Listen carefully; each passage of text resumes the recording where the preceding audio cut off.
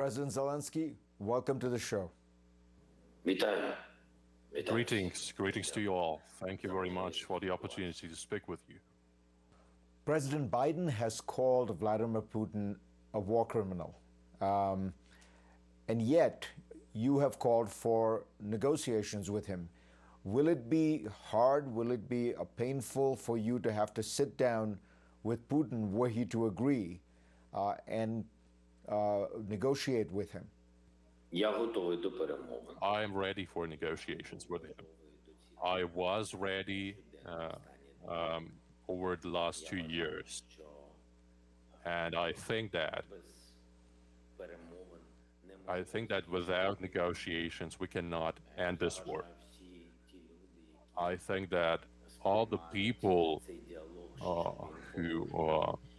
who think that this dialogue is shallow and that it is not going to resolve anything, they just don't understand that this is very valuable. If there is just 1% chance for us to stop this war, I think that we need to take this chance. We need to do that. I can tell you about the result of these negotiations. In any case, we're losing people on a daily basis, innocent people on the ground. Russian forces have come to exterminate us, to kill us.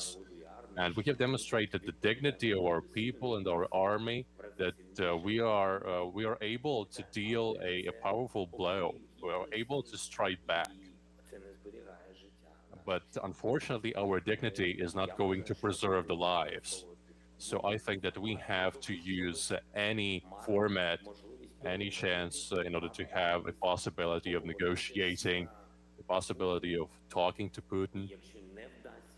But if these attempts fail, that would mean that this is a third world war.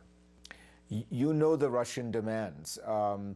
They want you to recognize that Crimea is part of Russia, that the two republics in the Donbass are independent republics. They want a guarantee, perhaps in the Ukrainian constitution, that Ukraine will never be a member of NATO. Are you willing to make those compromises? There are compromises for which we cannot be ready as an independent state. Any compromises related to our territorial integrity and our sovereignty, and the Ukrainian people have spoken about it. They have not greeted Russian soldiers with a bunch of flowers. They have greeted them with bravery. They have greeted them with weapons in their hands.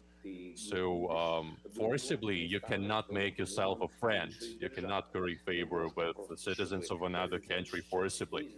You cannot just make a president of another country to recognize anything by the use of force. So everything that they are doing is not just about politics. It's about reality. They have made their way to Kherson region. But people are feeling hatred towards them, animosity, and people will continue to kill Russians because Russians have killed their children. You cannot reverse this situation anymore. So you cannot just demand from Ukraine to recognize some territories as independent republics.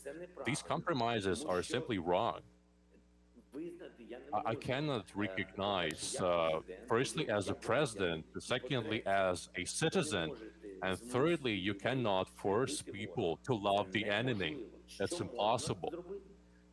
What you can do is to make a pause and just decide on how we are going to live further on.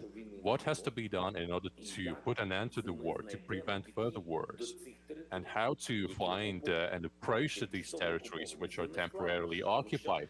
This is a very difficult matter because part of these territories were occupied 8 years ago. And during entire period of 8 years, they have been brainwashing people and children on whom they are. They've been telling them that they have preserved their lives. They have been telling lies that Ukrainians are fascists. They have been filling their heads with lies for many years.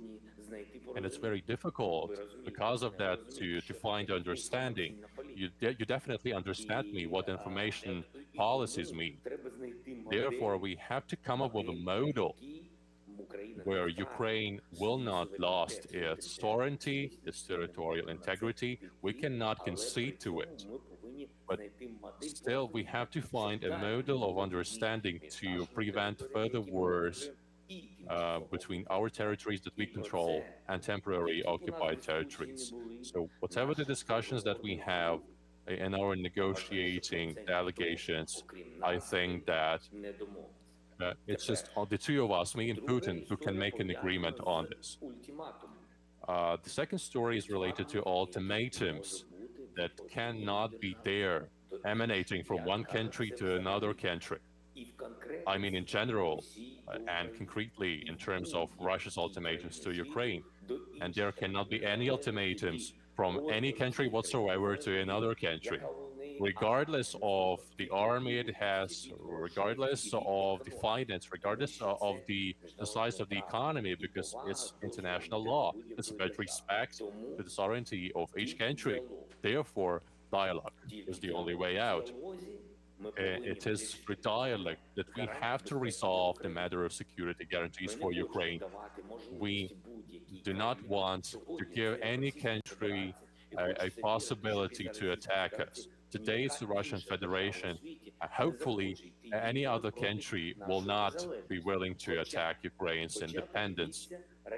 But still, you can see that Belarus launched rockets against Ukraine at the very beginning.